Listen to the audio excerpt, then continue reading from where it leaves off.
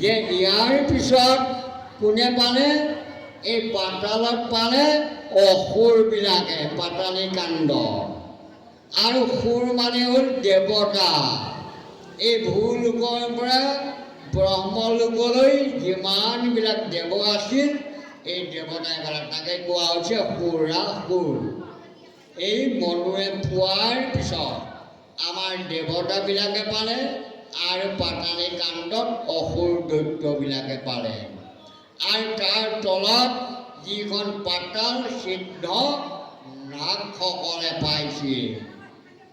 আৰু সেই বেদ পুনৰ পদ্মৰ কল্পত জলৰূপী শ্ৰীনাৰায়ণে ব্ৰহ্মাক দিলে। ব্ৰহ্মাই এই বেদ পাই নাৰদক দিলে। নাৰদৰ পৰা ব্যাসে পালে, ব্যাসৰ পৰা শুকে পালে, আৰু শুকৰ পৰা আমি এই পৃথিৱীত নৰসকলে পালোঁ। গুৰুজন, এই নাৰায়ণ শব্দটো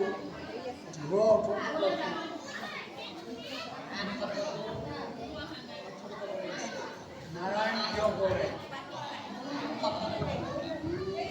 এই গুৰুসকল বাৰু ভুলক ক্ষমা কৰি দিব, সুধিছে। ঋগ্বেদৰ পৰা আনিলে দন্তীয়া নত আকাৰে না, ই অক্ষৰ ব্ৰহ্ম, ই ক্ষয় নহয়, বিনাশ নহয়।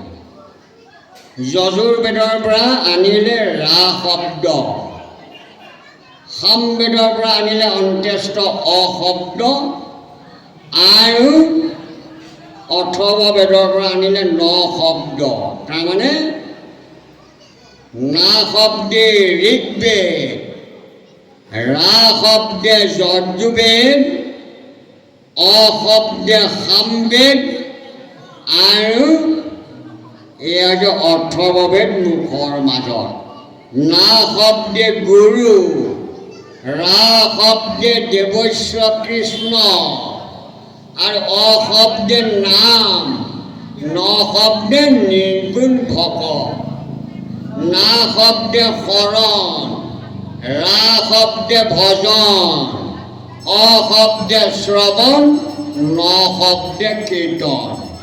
মস্তকে শৰণ, হৃদয়ত ভজন, কৰ্ণে শ্ৰৱণ, মুখে কীৰ্তন।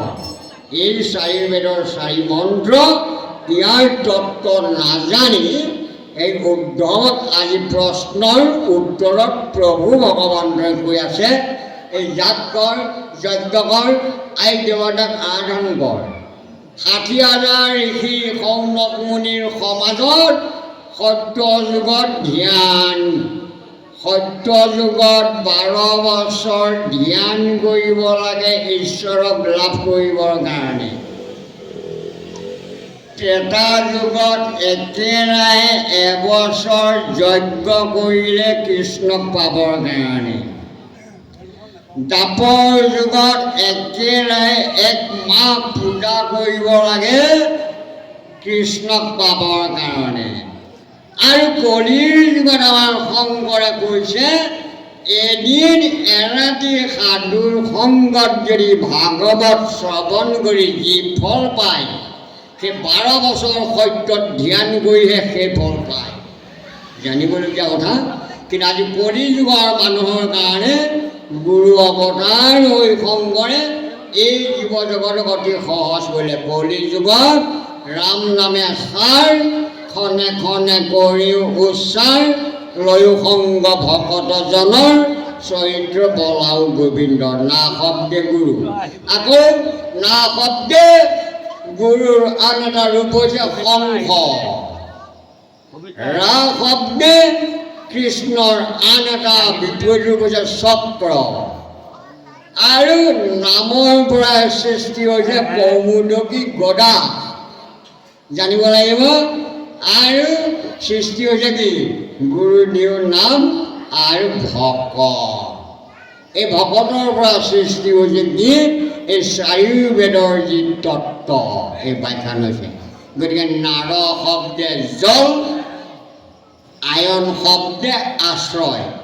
জলতে আশ্ৰয় কৰি থকা ভগৱন্তৰ নাম নাৰায়ণ, আপোনাৰ জিভাৰ জলদি ভাগত নাৰায়ণ থাকে। সেই নাৰায়ণৰ নামতে হৈছে চাৰি নামত ভজন।